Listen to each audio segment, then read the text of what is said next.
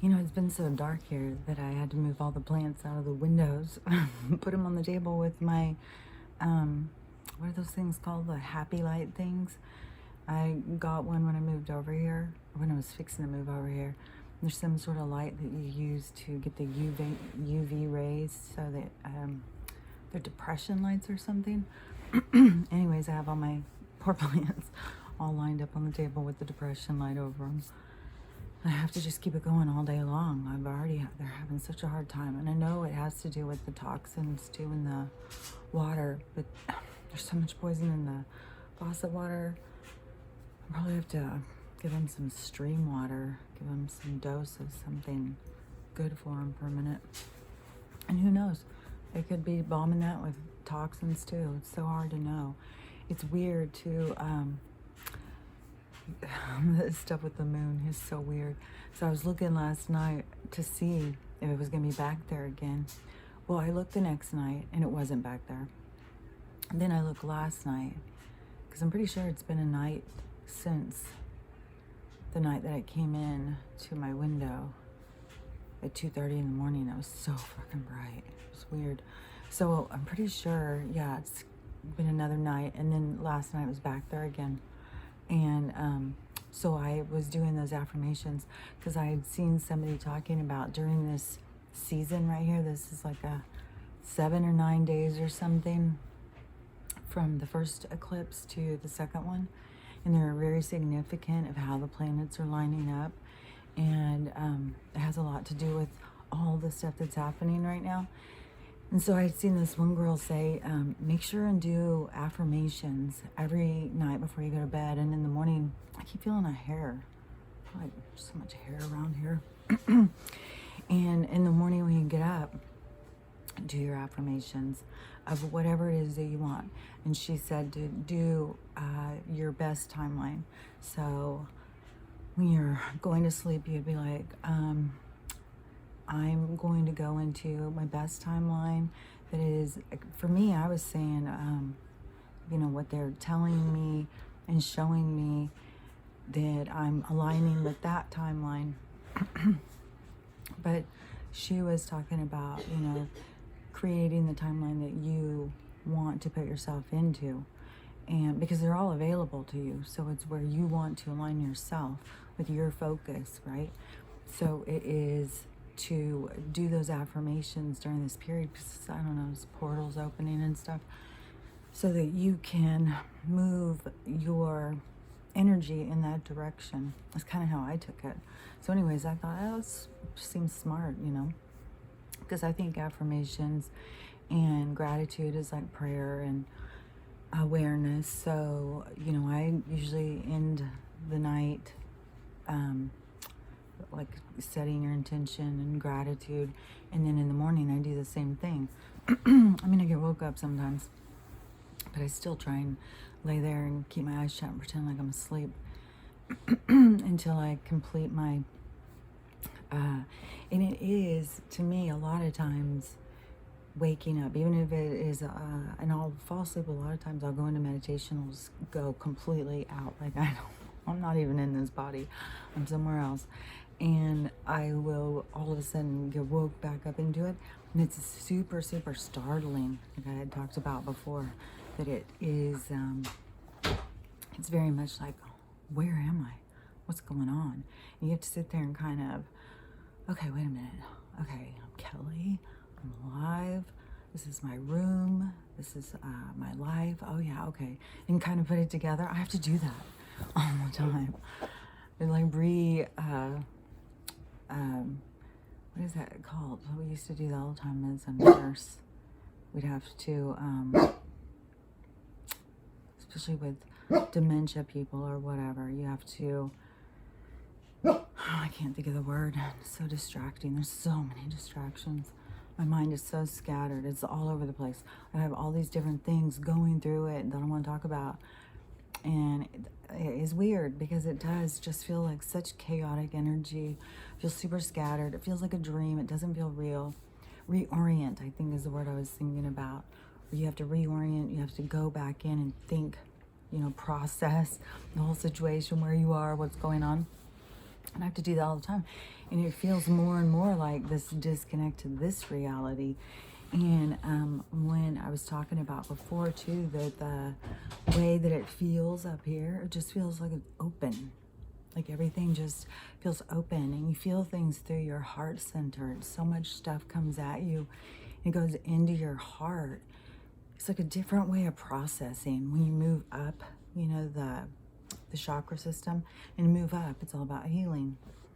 So if you're stuck down here, you just, you know, it's not that hard. You just work on your wounds, work on old traumas, face whatever comes towards you, and every single thing that comes toward you, always look at it from the perspective of learning from it. What can I learn from this? What am I supposed to see from this? How can I process this? What is it triggering in me that I need to look at deeper? Because that's what it's all about. So when you go through that process, it will start raising your kundalini. You're going up the chakra system. And you will have to process whatever different things that those chakras represent in your growth, in your enlightenment, in your process of, you know, becoming that mind, body, spirit connection. So, you know, when you're down in the low, it's where we hold a lot of repressed pain and stuff. And it's the unresolved pain in problems that are held down there. That is how they manifest into prostate cancer, ovarian cancer, cysts, all the stuff that we have, all of these problems down in our reproductive and digestion down low. But the digestion also has a lot to do with our diet, that we're fed things that are completely...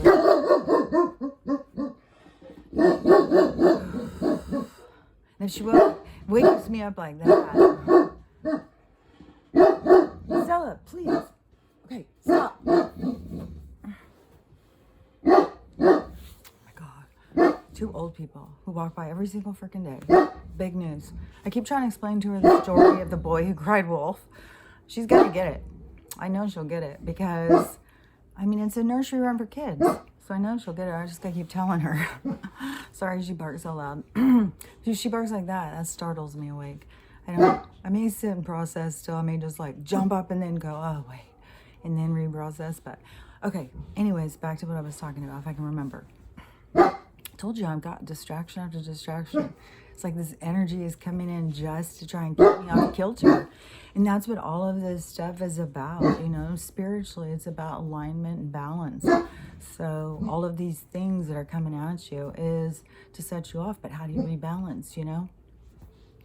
So it's always trying to okay. Because it's constant. I mean, right now, there's so much chaotic energy. So, okay. Anyways, what I was saying, I think, was the, and they're, right here, what's going on. I don't know if you can hear. Trixie's outside. And I told you, it's like this Morse code. So they're talking to each other. They're literally talking to each other. And they talk in this Morse code. And she's communicating. So see, that's why sometimes like I have to pay attention, because if I cut her off and it won't let her finish her communication, then, you know, it gives her more anxiety, because whatever it is that they are saying, because I listen to the dogs and they will talk as someone's coming, they'll tell each other. And I think there's a lot more to their communication, like, oh yeah, they're coming. This is their regular time. They're going by right now. You see them? Yeah. Like, it reminds me so much like in that Disney movie with the dogs communicating. But anyways, see, I go off on a tangent because it's all swirling around. It's everything. It's everywhere. That's what it feels like.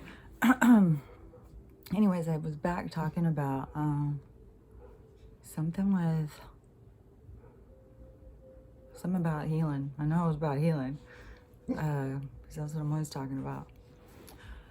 But so... I swear, this is how my days have been going. And Trixie is such a drama queen. If she's outside and she's doing this and Stella's in. Hold on, let me see if I can just put Stella out. Let her go deal with it outside. Here, Stella, go outside and go talk to her out there, okay? Because you're just being disruptive. I'm trying to talk and you are being disruptive. If you want to be in here, you need to be quiet. You want to go out and talk to Tracy? Go out and talk to Tracy. She's just making noise. Don't run.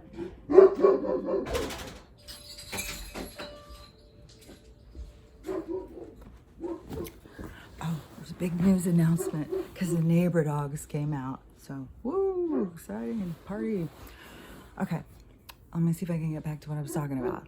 Sorry for all the, but this is what it's been like. I can't just edit it out. This is my life. It's constant chaos and distraction. Okay, so what I was talking about, something with the healing. Something,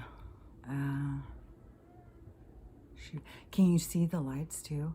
The light, especially this one above me that has a ceiling fan thing, it is just going in spurts all day long. So energy surges, and I just am like waiting, like oof, one of these is gonna go boom, lights out, because that's what they're doing. They're just fucking with us all the time. The Truman Show. This is so.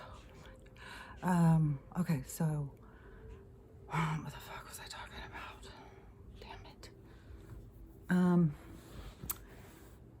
Let's see. I'll just talk about something else. Maybe it'll come back to me. It seemed like I was on an important rant. I had something to say about something. It'll come back to me if it's important, I guess. So, anyways, was I talking about the moon? I was talking about getting up and having a process, coming back into this reality, that how this, I swear to God, the more that I understand, the more it is hard to stay connected here. I think I was talking about the chakras and stuff. So the more it is hard to stay connected, because the more you realize this is really an illusion. This is really an illusion. They have people trapped here by telling them, you know, this is existence, controlling their lives while they're here, and then making them believe that this is all there is, when there's so much more. But when you work on the chakras, I'm just going to go back to there. If I'm repeating myself, sorry. So when you go back into the chakras and you're working on the lower ones, and it gives, it can manifest in illness. That's why so many people have illnesses that have to do with reproductive, because it's just pain that we have not dealt with. So we hold it down there. And like I said, there's so much more complication about the problems with our digestion, but that is also has to do with processing, and it's all in this lower area. It's like your body represents what you're going through. So yeah, when any of the different things that are triggers and stuff, it's a great opportunity for you to go in and kind of inventory, like, okay, so how am I feeling about things? You know, what am I thinking about this? There's a lot of introspection really to healing. Healing's a process. It's not, it's like you do it and it's all done and it's all fixed. It's a process. There's constantly things coming up, and the more you heal, the more that you can just go through that process without it being so detrimental too. Because when you very first start, there's a lot to process. And it can seem so painful and so treacherous, like why would anyone go through this? But it's a great opportunity to heal things in life, because it's so much about your whole state of being as a soul. So you want to heal things. You don't want to carry in life to life to life to life. So, you know, it's a gift to work on yourself and do your healing in this process, and to have this time to ourselves. You know, quarantine has seemed like a punishment, but really it has been a great time for people to focus on themselves in their healing and processing their pain. So when you're down here in these chakras, that is where, you know, I've talked about it before, that's when you're on autopilot. You're not really thinking about anything. You're just surviving. You're just being directed, you know, and it's so much like in that movie They Live, or whatever it's called, when you put on the glasses and you could see the aliens and all of the signs all said different things. But when you're on autopilot, you're just looking for the signs, and they give you trigger words and things to direct you. So being on autopilot, you're being directed and misdirected by some other being that's influencing your what you're focused on, what your reality is. So it's all like fake. It's all an illusion. Because then when you work your way up the chakras and you get up, like in your heart chakra, you start feeling things on such a more deeper kind of level. And there's another one. I'm not an expert on chakras. I just know some. I just know a little. If you want to know more about chakras, like if you really want to, learn about chakras, there's lots and lots of people out there that teach it. And yoga, that's another thing too, is when I do yoga by myself, I've done it in classes and stuff before, but you're really focused on, for me, focused on what everybody else is doing and what they're saying, am I doing it right, and stuff like that. When you do it by yourself and you're not being led, and you just go into the movements and you hold the poses and you do your breathing and relaxation, and you move through the different kind of stretches and stuff, it's so much more tuned in. And so that is another thing that I really recommend if you're trying to work on your healing and stuff. It is doing yoga by yourself in your house. And you don't even, once you go in and you learn some movements, you don't need to have that on. You can turn on whatever music you want to listen to. You don't even have to listen to music. And then just go into your movement, just feel them. Feel the stuff in your body, like dancing when you want to dance and you feel the music. It's the same thing. Just get into the movements and the breathing, and it's a connection to your mind, body, spirit, and it feels really good. You'll see it's a really cool way to connect. But there's a lot of different people who can teach you all about yoga, and I'm not one of them.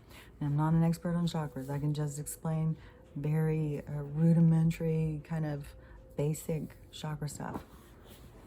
I feel like have a more understanding about reincarnation and aliens and our history and technology, but I feel like there's people who know way, way more about that than me. I still go out and look for other people's information. So I'm not some expert.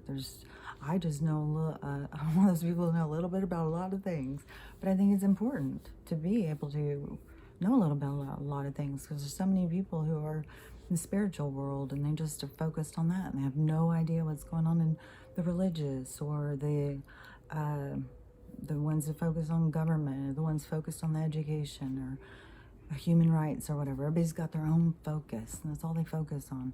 So I think it's healthy to go out and make the circuit, broaden your horizons, look into more things.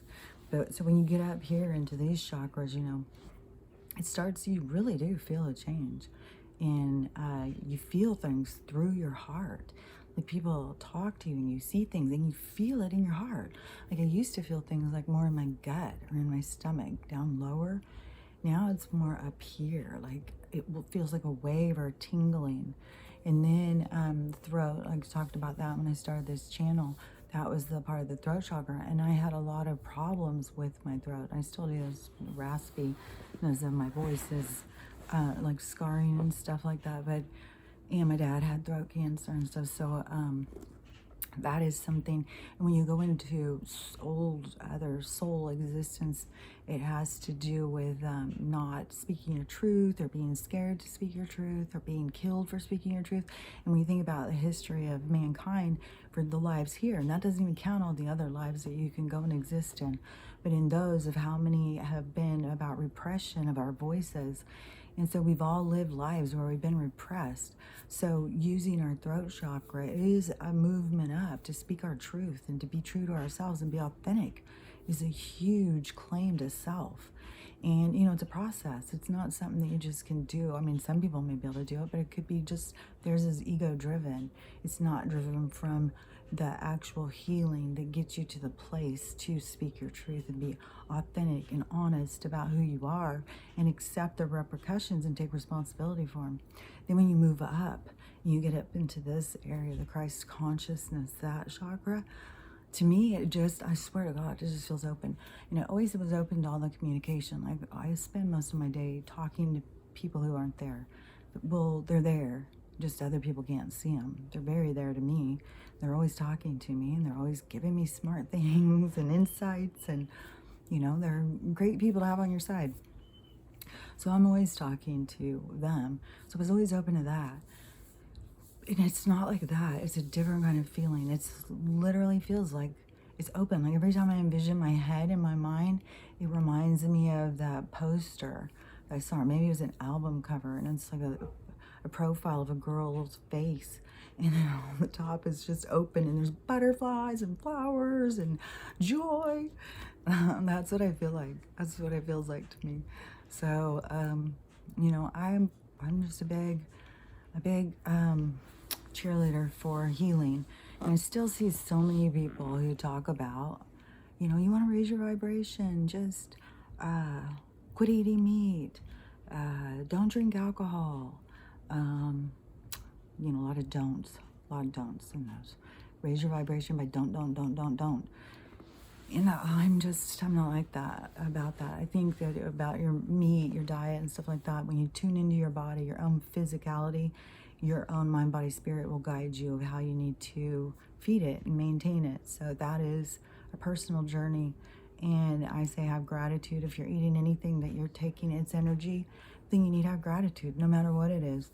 And it's even been proven with plants that they are emitting energy, and if you give gratitude before you eat them or before you prepare them, they're more nutritious, they're healthier, they taste better. So we got to get in tune with what we are as a part of nature and energy. And I don't align with that. I don't, and like I've talked about before, go out in nature, or play music or whatever. These different people who keep saying, oh, just do this and you'll raise your vibration. And then all these people are feeling frustrated, like, I keep doing this and my vibration isn't staying up. I don't understand. I'm trying so hard. I'm focused on all the right things. But the whole thing is this is just kind of a distraction to keep you from working on you. It's another way. It's another shortcut. And there is no shortcuts to raising your vibration. It's an actual process. And it's a process that doesn't happen overnight, because it's a process. It's a learning process. So you go through the material step by step. There's no look at the picture and build it. It's actually having to read the instructions and process what they mean and how they affect you. So it's an actual process to raise your vibration. And that's what this life is all about right now. So I guess that's my cue. She's ready to come back in. So have a great day. And there's lots and lots of people out there. When you want to know more in depth about things, there's so much information out there. You can just search different topics. And I see people talking about new current reincarnation talk, but don't forget, all the way back when I was learning about it, Shirley MacLaine was quite the pioneer, and she has a lot of stuff. And in the back of books, always look and see what's also recommended on the subject, because it will help open up so many more books you wouldn't have even ever heard of. So enjoy the journey, and I'll talk to you later. Bye.